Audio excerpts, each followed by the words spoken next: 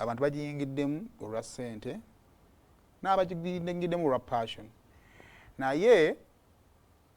ensi bw'egenda efuuka bweti tusobola okusaba tugamba nedda bannaayi katunywere tugume emitima naye obufaananyi bwe nalabye obw'abazadde abatunudde mu ntaana z'abaana baabwe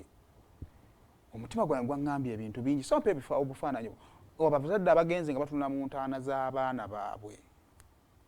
akannaddu mujjuga ekifaananyi kya nnaddu ebifaananyi ebyo basebe ne bannyabo abandaba mu birabe ku sayidi zombi gwatta naawe alina okuttibwa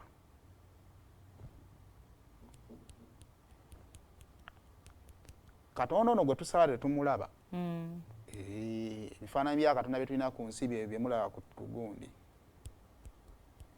so wakati mu bigenda mu maaso ekisooka kyenjagala okugamba abaana ba YouTube ne ba blogger abatulaba ekisooka abantu baatabuka abantu tebakyafaayo kulowooza oba be bakoze ebintu kubanga oyinza okuba obujulizi obubaluma tosobola bukola ki kubuleeta so bw'okolako ekisoboka kikole ekirala kireke kyeyongereyo Yesu gwe tusaba agenda okudda batugamba twatandika omusaba emyaka 12 egikoze eki kolako ekikyo ekirala kirekere abalala nabo bakikole ki batandikiraawo naye feesi ezo zikyayongera okulabikanga bwe zirabika ono asooka wano w'ekibirevu ekimyufu tata wa Iculi ono Nadduli tata Dadduli oli ayetta mwami Kirumira tata w'omugenzi